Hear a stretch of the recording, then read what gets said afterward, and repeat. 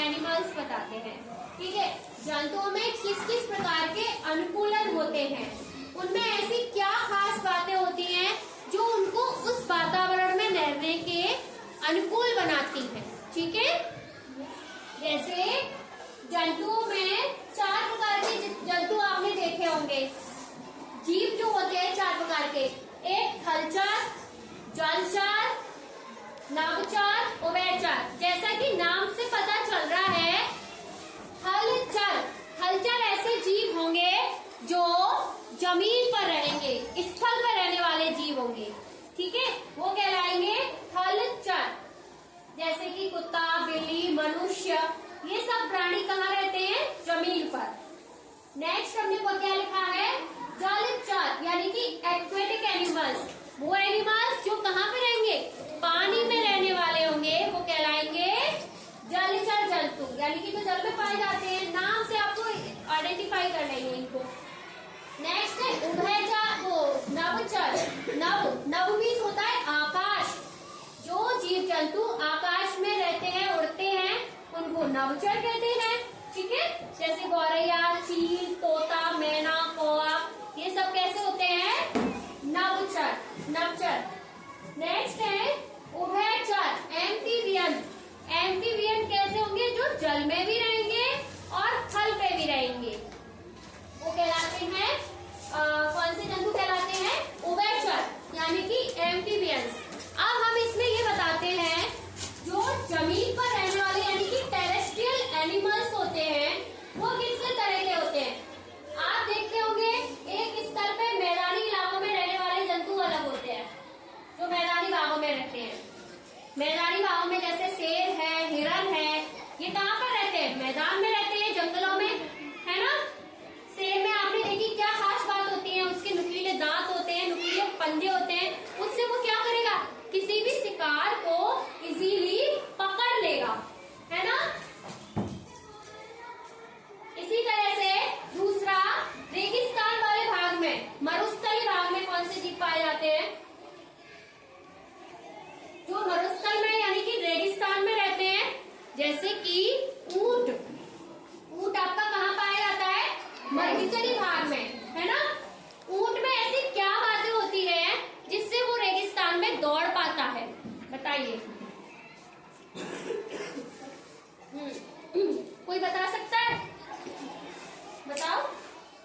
ऊंट में ऐसी क्या बात है जो वो रेतीले जगह पर अच्छे से दौड़ पा रहा है, जा पा रहा है ना। तो क्या बात है? देखो, उसके जो पैर होते हैं वो गद्दीदार पैर होते हैं, जैसे गद्दा होता है उस तरह से।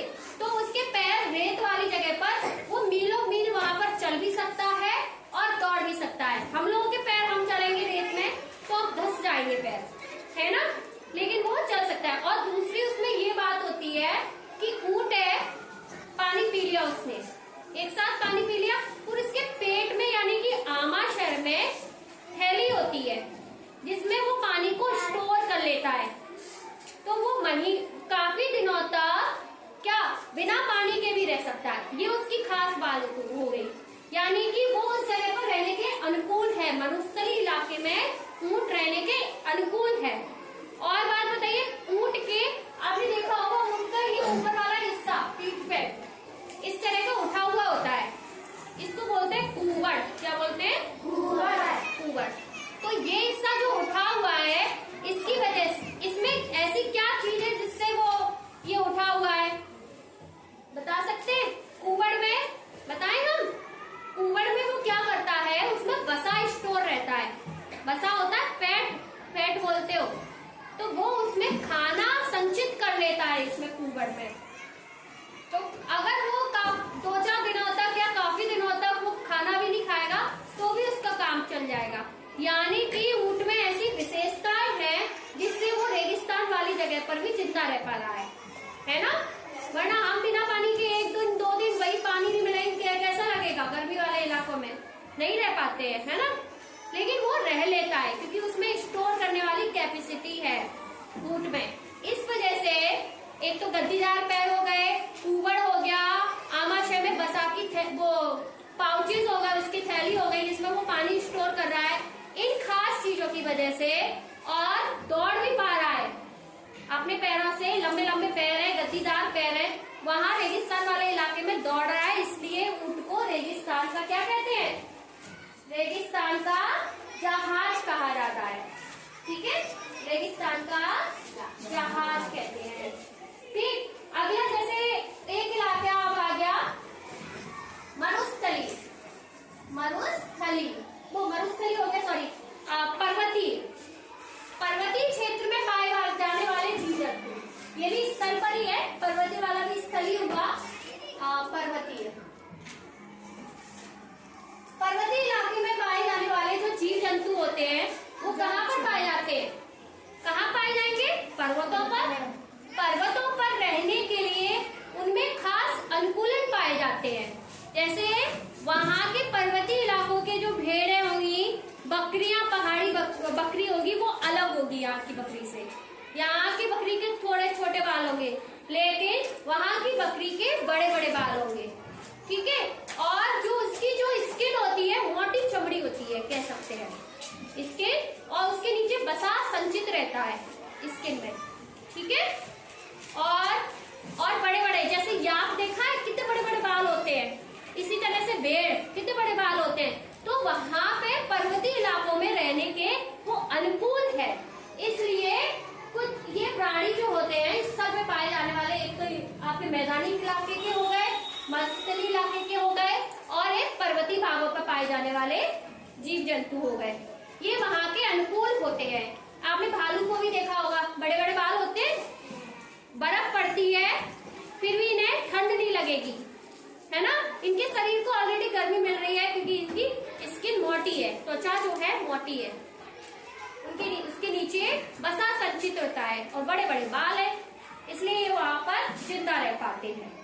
ठीक है, नेक्स्ट आ जाते हैं जलचर, यानी कि जो जल में रहने वाले जीव जंतु हैं।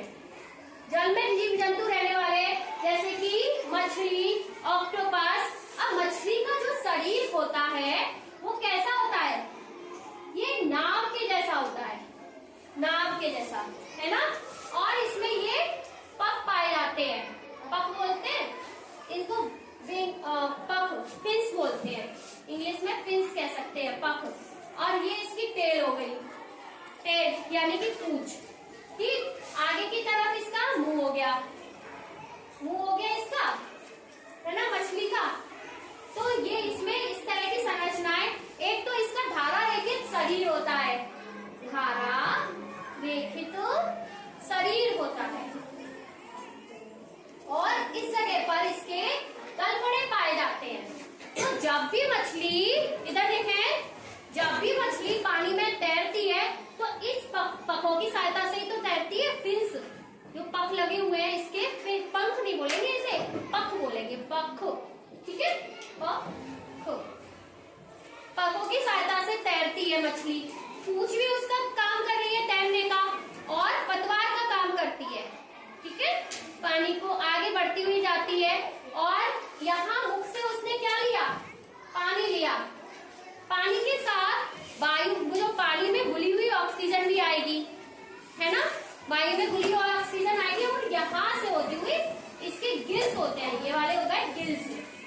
गिल्स बोलते हैं गलफड़ों को। किसको बोलते हैं? गलफड़ा, बोलो, गलफड़े बोलेंगे इसको। गलफड़े जो होते हैं, गलफड़ों को बोला ही जाएगा गिल्स। यहाँ से होते हुए जो ऑक्सीजन है वो यूज हो जाएगी। जैसे हम सांस किससे लेते हैं? अपने फेफड़ों से। लेकिन जो मछली है वो सांस किससे ले रही है? गलफड़ों से सांस ले रही है। ठीक है बेटा, समझ में आया? इसी तरह से यहाँ से गलफड़े हो गए। ठीक है, नेक्स्ट आइए, उभय नवचर। नवचर वाले जीव जंतु, नवचर यानी कि जो आकाश में रहते हैं, उड़ते हैं। नवचर में इनके शरीर में क्या ऐसी बात है जिससे ये वहां पर उस वातावरण में रहने के अनुकूल हैं? पक्षी उड़ कैसे पा रहे हैं? देखिए, इनकी एक तो हड्डियां जो होती हैं वो कैसी होती है? खोखली होती है, खोखली। ठीक है, एक ये विशेषता हो गई, इनकी हड्डियां खोखली होती हैं। एक ये हो गया। सेकंड, इनकी जो मांसपेशियां, जो बक्ष स्थल के पास वाली जो मांसपेशियां होती है वो मजबूत होती है।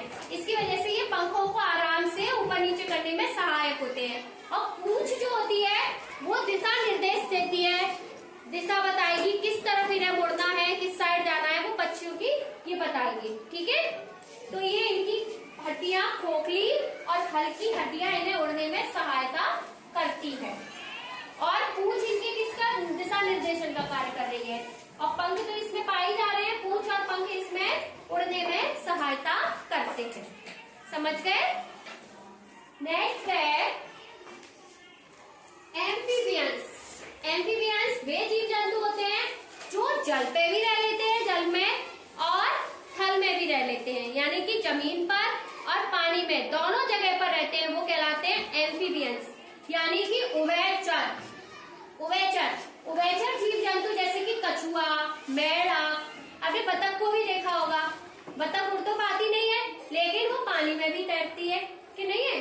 तो बतख में देखे, मेढक और बतख के जो कीट होते हैं, पैर होते हैं, उनके बीच में ये इस तरह के वेव्स पाए जाते हैं। ये इस तरह का जाल पाया जाता है, इसको बोलते हैं फुटवेव। ठीक है, मास जाल, फुटवेव बोला जाता है इन्हें। ये बतख में और मेढक में होते हैं, है ना? तो ये इसमें क्या हेल्प कर रहे हैं, वो तैरने में हेल्प कर रहे हैं उसके। बतख इससे तैर पा रही है। ठीक है, इन्हीं की सहायता से बतख पानी में तैर पाती है, फुटवेव्स की हेल्प से। तो यहाँ तक आप लोगों को समझ में आ गया? आगे क्या? ठीक है, यहाँ तक आप लोग तैयार करिएगा।